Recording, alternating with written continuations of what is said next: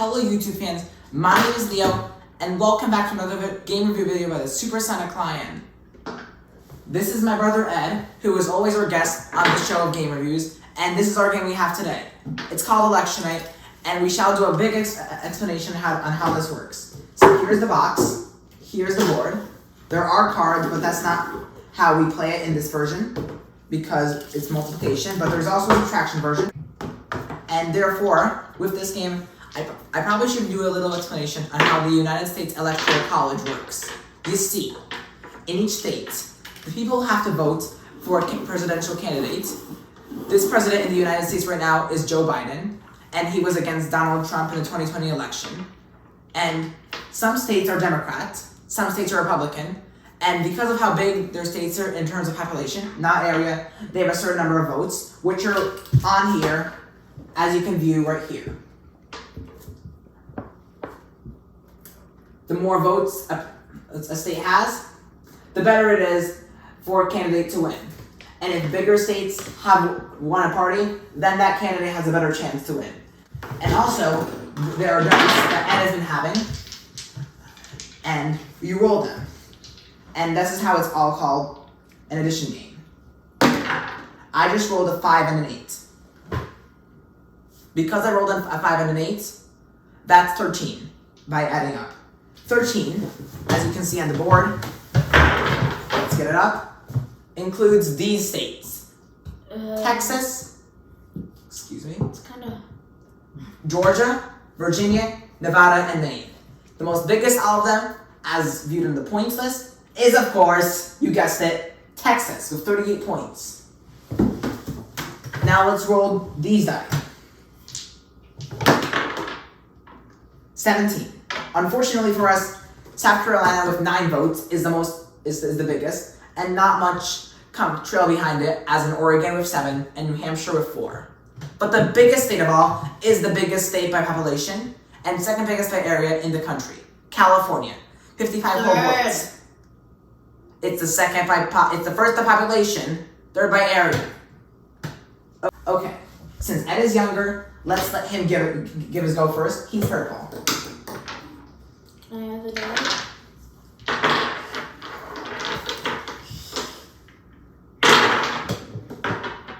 Okay. 8, 6, and 8. So, I realistically have 2 options. 16 and 12 and 2 14s. So, let's... Okay, actually, I forgot to explain one more thing. Some big states, California, Texas, etc., have multiple holes in them, not just one. If there's one hole and you get the number for it, you claim it immediately. If there's multiple, you can put a fight for it. And whenever something has more than half, then you claim that state, and it's yours. Well, I know it could be a good idea to go with both of my 14 and get Florida, because on the next turn it's possible that I fully claim the state and get myself a good 29 points. Okay, Florida is worth 29 points. There is our board.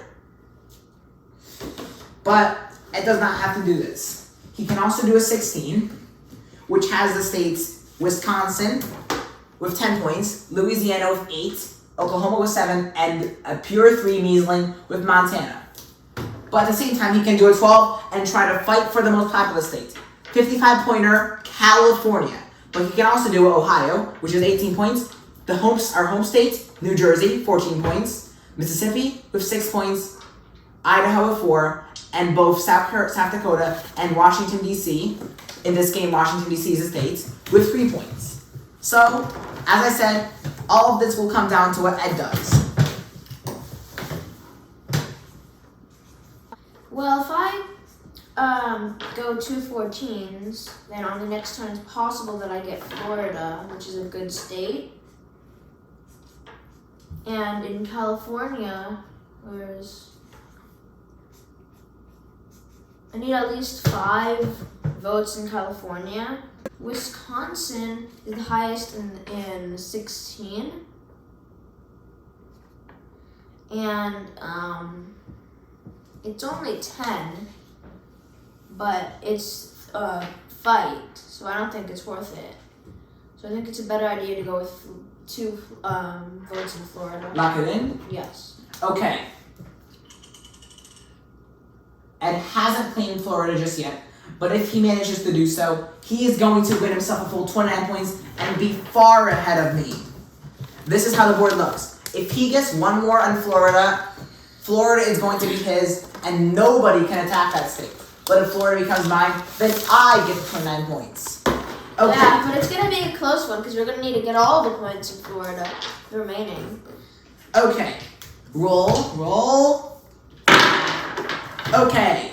I rolled a 4, 2 4s, 3, and 8. So, let me go through my options. I can go for California with 12 via adding 8 plus 4, but I would then have to do 7, whose maximum state is Alabama. I can claim that immediately and get 9 points, but if Ed gets 29, he will still be far ahead. But I can also do an 8. If I'm doing 8, that doesn't change much because Colorado is the most valuable state, and also that has 9 points. After I do my 8, then I get 11. But 11 has another 29 point state. New York. Okay. I think I've confirmed what I'm going to do. I'm going to go for a 7 and a 12 so I can fight for California. So let's put 1 mark on it. That's So going if to I be have to use the bathroom, I'll be right back. Okay, let's give this game a review. Is this game fun? Absolutely. Yes, it is fun, especially if you're interested in either math and or American politics. Is it strategical? Absolutely. I guess you could say it's strategical in the case that you're trying to basically go for the bigger states when you go However, first. I don't think we can give this strategy any more than an 8 because there's a lot of luck involved.